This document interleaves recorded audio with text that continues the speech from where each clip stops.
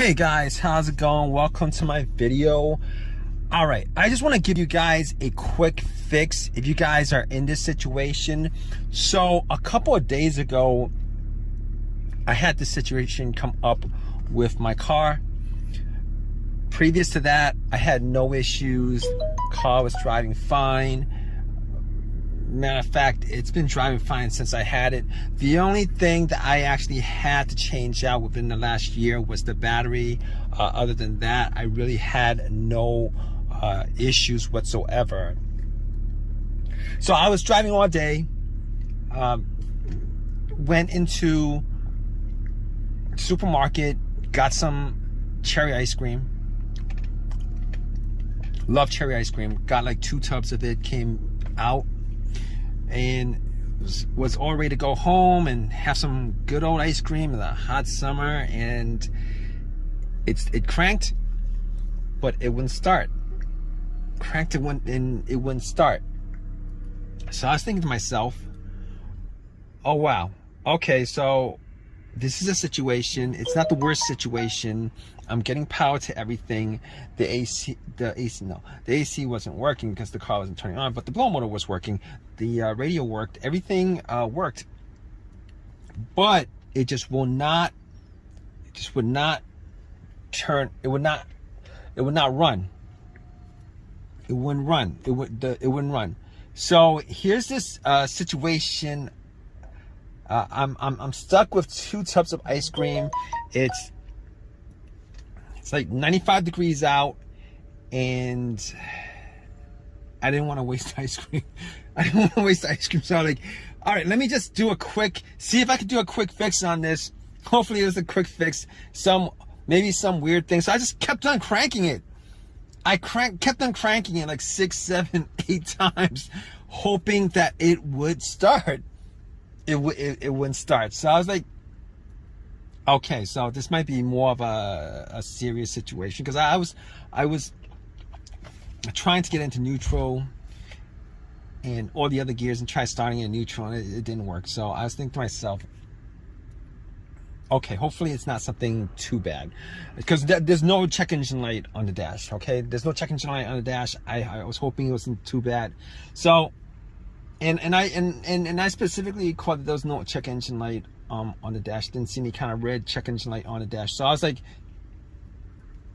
okay, all right, let's get to the battery and see if there's any issue with the battery, because it was changed out 6 months ago. Normally batteries last for 4 years, and it shouldn't go out within 6 months, within a year.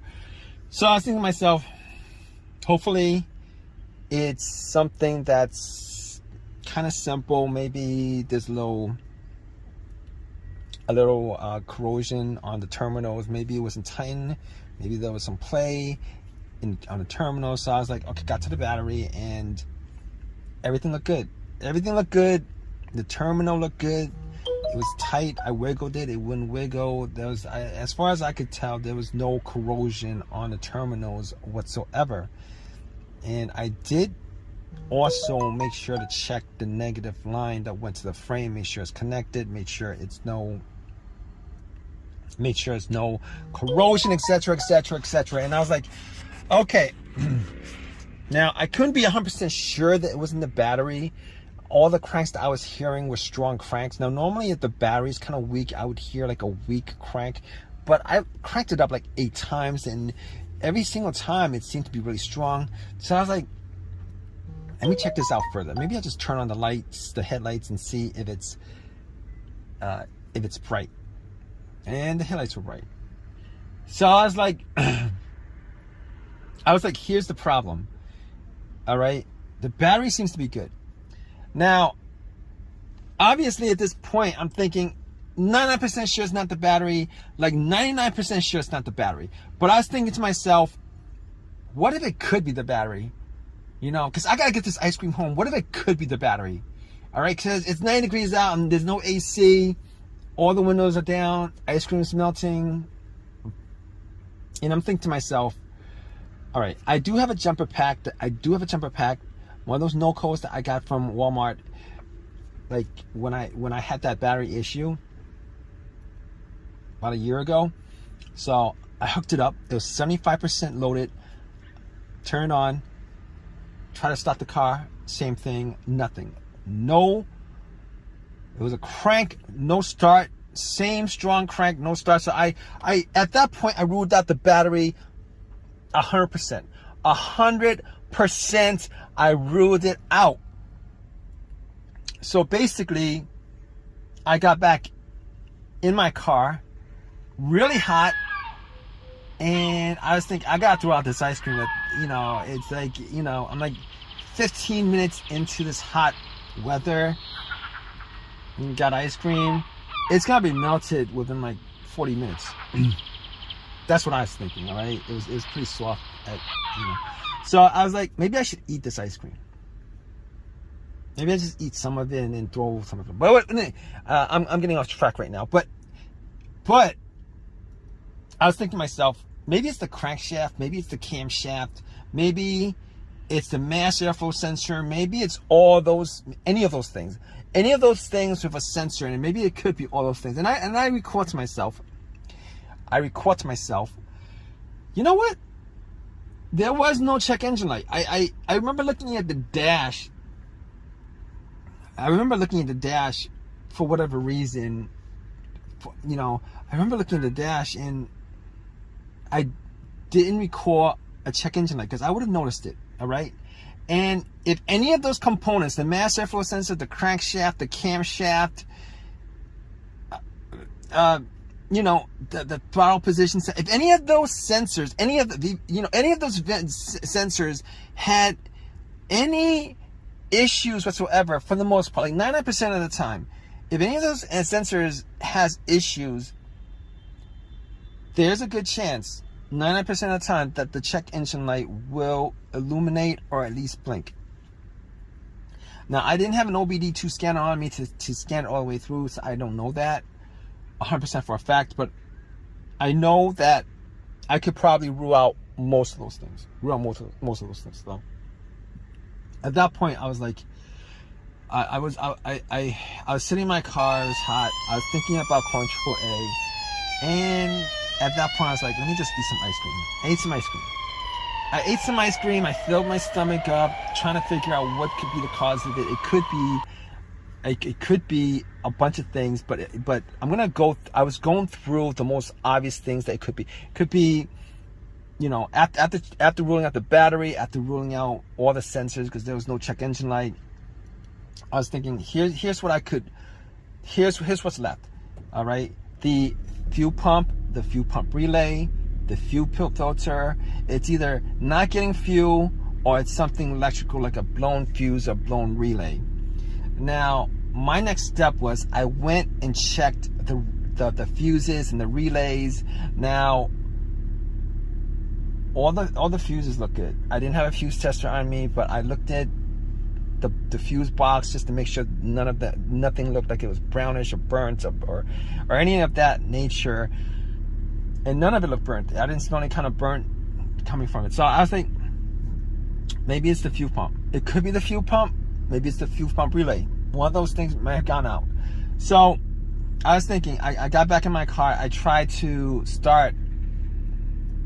I actually tried to start my car, trying to listen to see whether there's priming at the fuel pump. Now, funny enough, I was able to hear some buzzing when I turn the key to the on position. All right, the on position is the position before the crank. All right, it's before the crank. Turn it to the on position a couple of times. Turn it off, turn it to the on position. Turn it off, turn it to the on position a couple of times. And I was sitting in my car with my ice cream, melting ice cream. I had a plastic spoon. I was eating ice cream, and it was really good. And I was thinking to myself, all right, I could hear the fuel pump, like a whizzing motorized sound from the fuel pump. I could hear it. And at that point, I was able to rule out two things. I was able to rule out the relay. I was able to rule out the fuel pump. Now, I couldn't rule out the fuel filter. or the fuel injectors, any of that stuff. But there's like a 90% chance that the fuel pump works, the fuel filter works, and if there's anything that's causing issues with the fuel delivery into the engine, it would start up and it would die out. It would start up a little bit and would die out. So I was able to rule all those things out. The fuses. Now I didn't have any testers on me, so I wasn't 100% sure that it was any that it couldn't be any of those things. That wasn't like I would need to test it out to say it's 100% that any one of those components could be causing the crank no start issue. So I was sitting back and eating ice cream. I got to like half a tub left, and I was like, I'm gonna have to throw this out. Probably should call AAA. And then I had like a little bit of an epiphany. I was thinking to myself, you know what? I had this issue maybe 5 years 5 years ago on another vehicle. Ran through a lot of the tests, but had it towed, and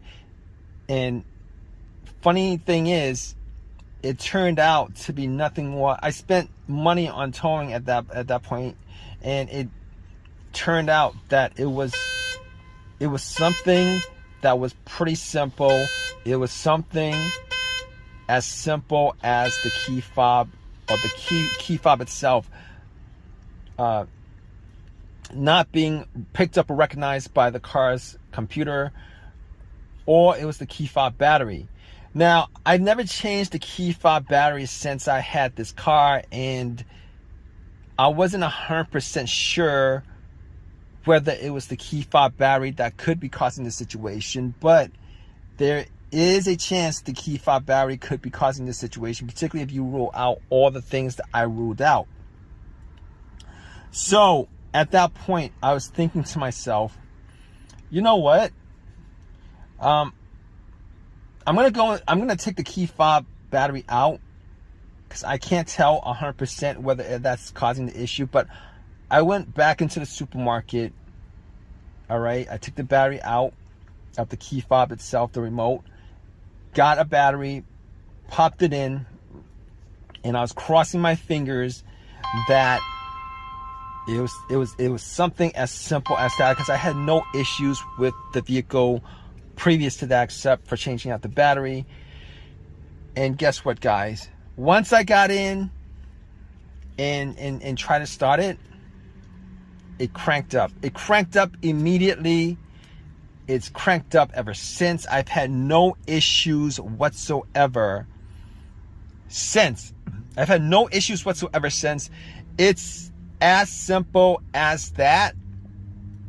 So a lot of times, well, yeah, a lot of times, you know, it could be one of the components that I went through, but sometimes it could be that as simple as your key fob battery that's causing the issue. So if you guys are in this situation, I'm sure you guys are, if you guys are watching this and you guys want to rule out something that could be causing your crank no start situation, and you guys want a very, very, very quick fix, definitely try this out. Okay, take the key, especially if you guys haven't changed the key fob battery in a while, take the key fob battery out and go to your local, wherever it is, CVS, and any place that sells these little flat batteries, buy yourself one of these batteries, replace it, pop it in, and try to start it. If it starts up, then you're all in the clear.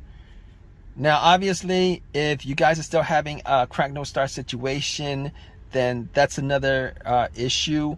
But if you guys are in that situation, you guys could probably rule out this key fob, low key fob battery, or dead battery on your key fob situation, which is definitely worth it to do. Because if you guys are in this situation where you guys are trying to troubleshoot issues, etc., this is probably one of the things that get to a lot of people, or get to most people, because when they come across this issue, they think that it's probably a component in the car that's causing it, and they won't actually go to other scenarios that might be causing it that has really nothing to do with the electrical or mechanical working of the car, but instead it's probably related to something that they wouldn't normally think or would be causing an issue like that. But anyway, I hope you guys have I hope this helps you guys out, if you guys in this situation, and I hope you guys have this fixed. It's as simple as this. All right, if you guys have a comment, please definitely leave a comment in the comment section. Please subscribe, please give me a thumbs up, all that good stuff. All right, guys, take care.